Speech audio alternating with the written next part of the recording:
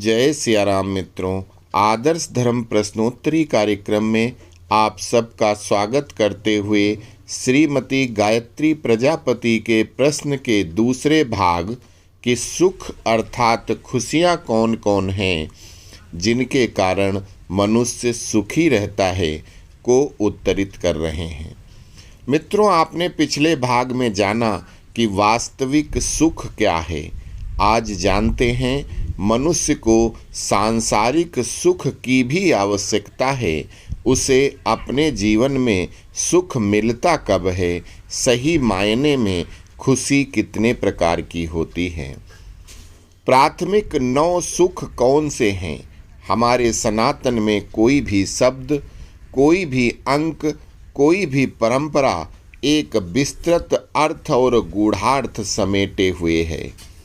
मनुष्यों द्वारा प्रतिपादित अन्य धर्म किसी न किसी एक व्यक्ति विशेष ने किन्हीं अन्य व्यक्तियों द्वारा बताई गई, प्रतिपादित की गई सोच उसकी किताबों से कॉपी करके और अपने विवेक, अपनी सोच को उसमें जोड़कर एक नया मार्ग बना दिया।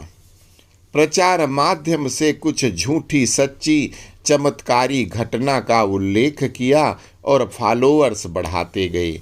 जब पर्याप्त फॉलोअर हो गए तो उसको एक धर्म का आवरण पहना दिया, धर्म का पर्दा डाल दिया गया। जबकि सनातन धर्म जो विश्व का एकमात्र रास्ता है, जिसे करोड़ों विद्वानों, महर्षियों, वैज्ञानिकों ने करोड़ों साल से अपनी शोध, त्याग, तपस्या से खोजा, बनाया है और उनके एक एक शब्द में अनेक गूढ़ार्थ हैं जो विज्ञान, आध्यात्म, सामाजिक सभी जगह लाभकारी और शिक्षाप्रद हैं।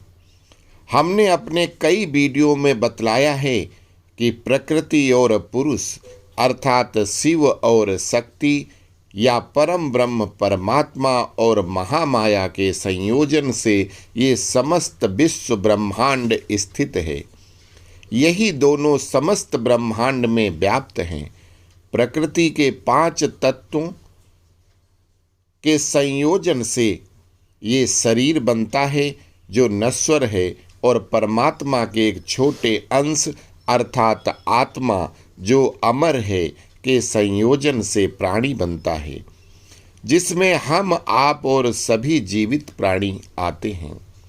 सनातन में 9 वर्ष मनाते हैं। साल में 2 बार नवा पर्व जो नवमी को होता है।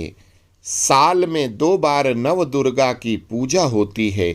लेकिन क्या आप जानते हैं कि ये सब 9 अर्थात 9 ही क्यों? इसका कारण हमें संसार में 9 प्रकार के मुख्य सुख हैं। उनकी डिमांड, उनकी प्रार्थना प्रकृति अर्थात जगत जननी माता और पुरुष अर्थात परम ब्रह्म परमात्मा से करते हैं। मुख्यतः सुख 9 होते हैं। वे इस प्रकार से हैं। पहला सुख निरोगी काया अर्थात हमारे शरीर में किसी भी प्रकार का कोई भी रोग नहीं होना चाहिए, कोई बीमारी नहीं होनी चाहिए, कोई कष्ट नहीं होना चाहिए। किसी भी प्रकार की पीड़ा से मुक्त शरीर ही पहला सुख है। दूसरा सुख घर में माया अर्थात जीवन जीने के लिए, दान पुण्य करने के लिए और आनंद से जीवन व्यतीत करने के लिए हमारे घर में पर्याप्त माया हो अर्थात धन होना चाहिए।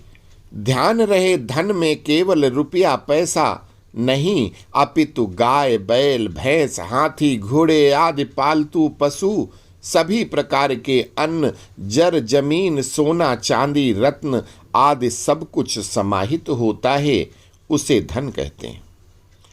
तीसरा सुख पुत्र आज्ञाकारी।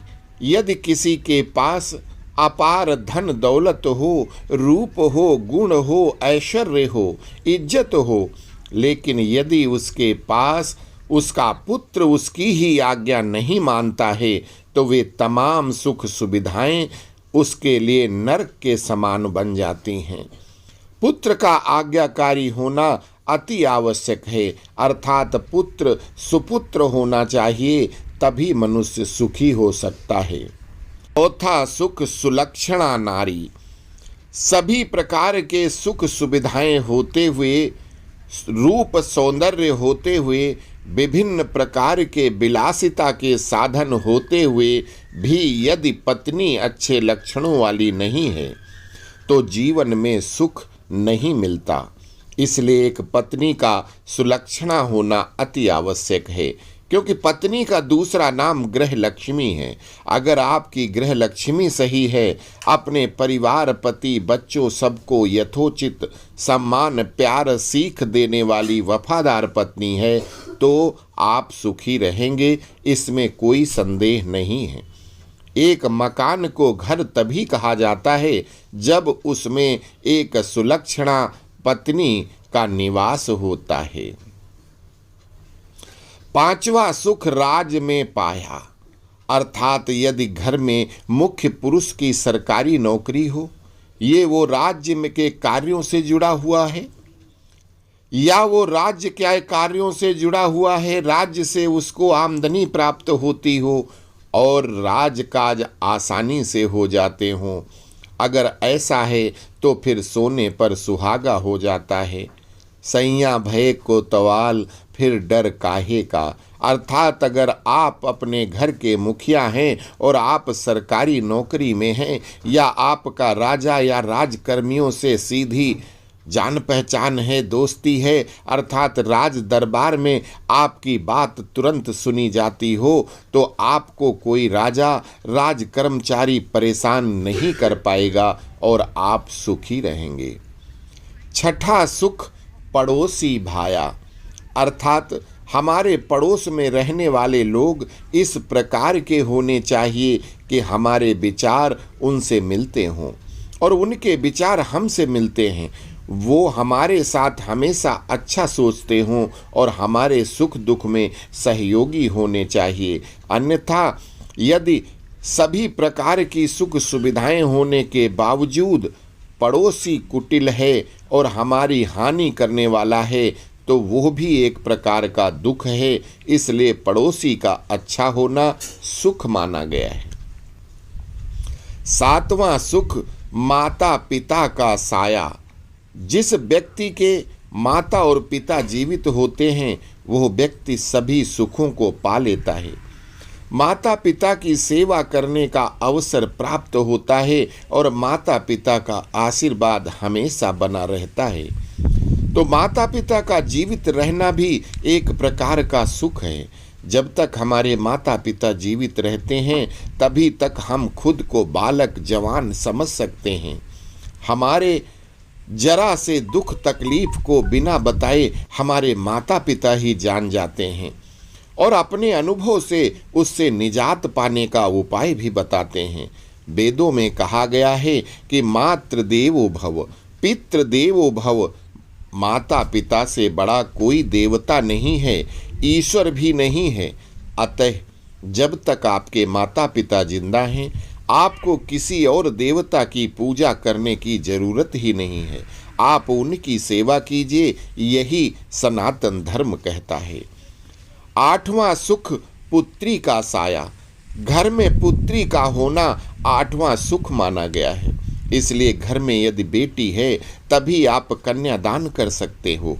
कन्यादान महादान माना गया है। आपने किसी से कन्यादान लिया, जो आपके ऊपर प्रकृति का एक कर्ज है, वो कर्ज आप अपनी कन्या दान करके ही उतार सकते हो। वैसे भी बेटी घर की रौनक होती है, उसके बिना तो घर सूना ही रहता है। उपरोक्त सभी सुख उपलब्ध हों और बेटी सुख न मिले तो मनुष्य अधूरा ही रहता है। नवा है भक्ति भजन जिसने अपनाया। नवा और अंतिम सुख जो इन 8 सुखों के साथ हो तो फिर क्या कहने। इस सुख के आगे सभी सुख व्यर्थ हैं।